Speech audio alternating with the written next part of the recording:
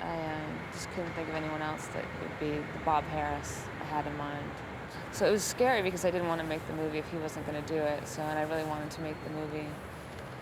So, needless to say, I was happy when he showed up in Tokyo.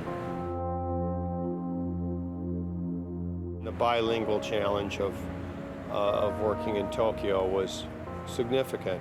We were a small crew with a small budget, trying to overwhelm this gigantic city of maybe 20 million people. It was clear that you had to remain calm. It was almost like a war. It's like it has a sort of a military feeling, like, okay, if we panic, we're really in trouble, because it seemed like you couldn't make yourself understood. And Sofia never settled at all with them. Just very politely smiled and said, yes, I see, I understand. No, what I really want to do now is, and then just keep going ahead like some sort of a small burrowing animal that's going to get through the clay eventually. And Nice. it is a pretty picture. But she just, I thought you were going to say like a samurai or something. Okay, like a samurai, like a small burrowing samurai with a short knife. The director of photography was? It was Lance Accord, my friend, and I just think he's so talented and just made the film look beautiful and how I imagined and hoped, and even better. When you see light and you see beauty in light, you know, uh-oh, okay, this guy's got some stuff. And the way he actually sort of made sure he got what he wanted, at the same time showed people how it was done. They were fascinated with watching him. I think they really liked watching him because he has so much enthusiasm. There was some sort of humor that usually accompanies a romance that I thought I could tackle and could make it, could help tell the story. And when this came, I thought, well, this is right where I can do this. I know this. I think I know this. I know a little bit about being a movie star and a little bit about the scenes, of being a fish out of water. I know what it's like to be a long ways from home, so I thought I could do this. The only question I had was how funny the boss wanted it to be. How funny this could be without affecting the film that Sofia wanted to make.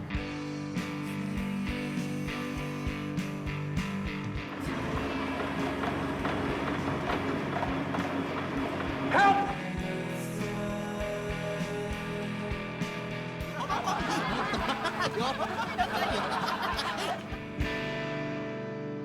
And the art director? First, Ann Ross was there before you came, and she was designing the stuff in the hotel, mostly when she had to leave. And then KK Barrett came from Los Angeles, and he showed up, I think, the day before shooting, and he got off the plane and started working and had great ideas for where to shoot in the city. We turned this little clothing store into the strip club, and the nightclub with the fireworks on the. He had an idea to get weather balloons to project the fireworks on.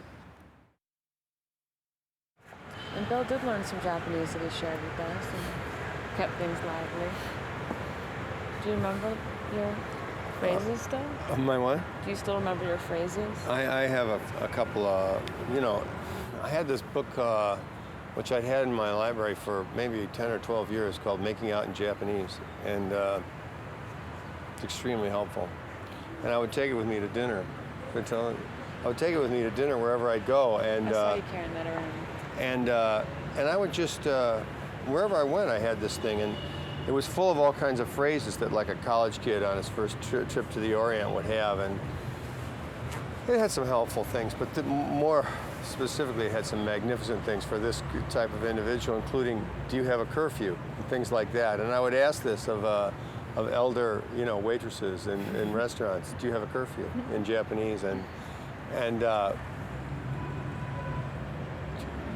do you think I could meet your family? Would your family approve of me? Can we get into the back seat?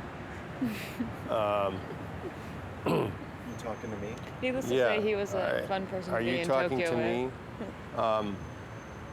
Do you have protection? I mean, I'd ask that of sushi chefs. I'd say, "Do you have protection?" And they would just fall apart. And it was kind of dangerous because they always have a knife in their hands anyway. And I'm thinking, well, maybe they won't like that.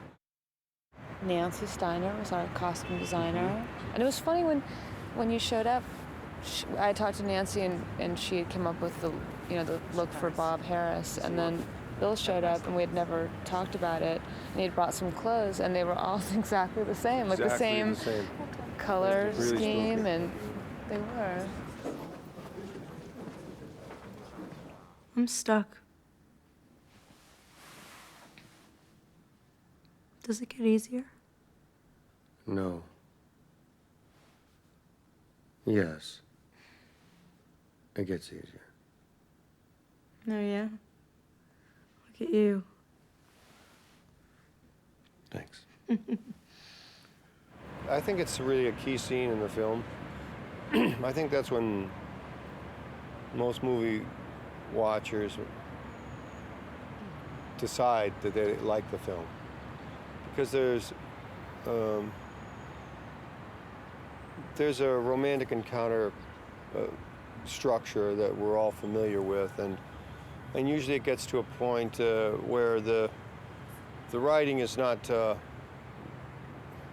makes a choice to go one way or another, and usually both ways are sort of incorrect for me.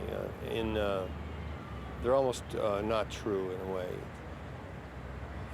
In terms of writing a story that's worth repeating, maybe people either have an affair, and consummate affair, or they do something different and turn on each other or something.